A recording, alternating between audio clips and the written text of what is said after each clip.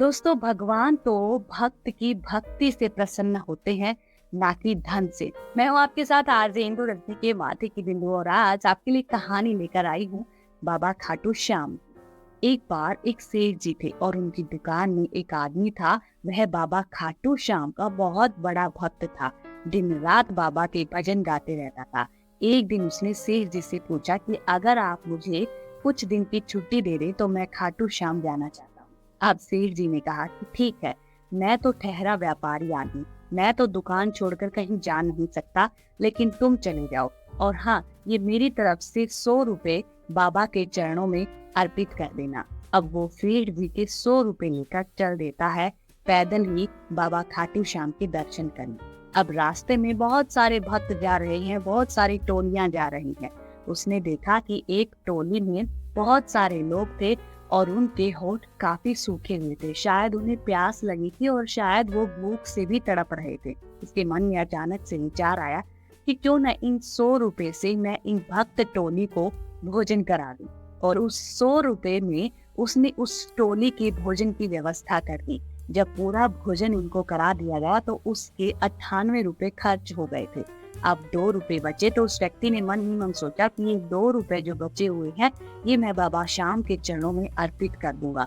अब सेठ जी मुझसे यही पूछेंगे कि क्या मेरे दिए हुए पैसे तुमने बाबा श्याम को चढ़ा दिए, तो मैं कह दूंगा कि हाँ, मैंने चढ़ा दिए। अब वो ये थोड़ी पूछेंगे कि मैंने 2 रुपए चढ़ाए हैं या 100 रुपए चढ़ाए हैं। और यह विचार करते करते वह पहुंच जाता है बाबा के दरबार में।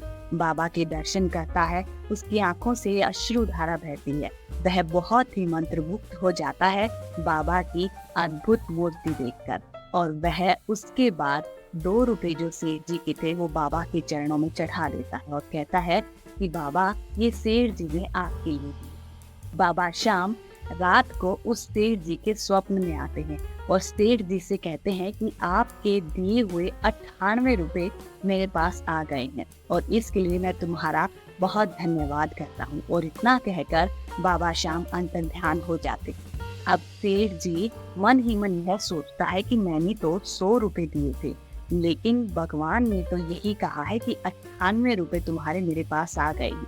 अब वो आदमी भी बहुत ईमानदार है जिसको मैंने दुकान पर रखा हुआ था, वह 2 रुपए कहाँ खर्च कर सकता है। अब वह मन ही मन सोचता रहता है कि जब वो वापस आएगा तब मैं उससे पूछूंगा कि तुमने 2 रुपए कहाँ पर खर्च किए। अब जैसे ही वो खाटू श्याम के दर्शन करके वापस दुकान पर आता है, अब सेठ जी उससे पूछते हैं कि तुमने मेरे दिए हुए पैसे बाबा श्याम के चरणों में अर्पित कर दिए थे। वह व्यक्ति कहता है कि हाँ, मैंने आपके दिए हुए सारे पैसे बाबा श्याम को अर्पित कर दिए थे।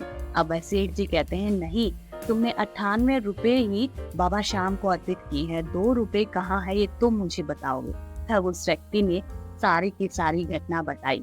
अब सेठ जी की आंखें खुल जाती हैं और वह उस व्यक्ति के चरणों में नतमस्तक हो जाता है, उसको प्रणाम करता है और कहता है कि आज तुम्हारी वजह से मुझे बाबा श्याम के साक्षात दर्शन हुए। जी हाँ दोस्तों, भगवान धन के भूखे नहीं है, भगवान भाव के भूखे हैं। भगवान को वो 98 रुपए स्वीकार है जो दूसरों की सहायता करने में लगाए गए थे, दूसरों की मदद करने में लगाए गए थे। हम उसको क्या दे सकते हैं जिसके दर पर सारी जो दुनिया है भिखारी बनकर खड़ी है और अपनी मन्नतें मांगती है। इसलिए कभी भी परमात्मा जो है वो धन के भूखे नहीं है, वो भूखे हैं आपकी भावनाओं के, आपकी भक्ति भाव के। आप दूसरे लोगों की कितनी मदद करते हैं, इस भावना के भगवान भूखे हैं। अगर आप भूखों को भोजन कराते हैं तो बाबा श्याम अपने आप ही प्रसन्न हो जाते हैं। ये कहानी आपको कैसी लगी मुझे जरूर बताइएगा। और अगर ये कहानी आपको पसंद आई है तो बाबा श्याम का नाम लेकर इस कहानी को आगे बढ़ाएं और बहुत सारे भक्तों को ये कहानी जरूर सुनाएं। याद रखिएगा, आरजे इंदु।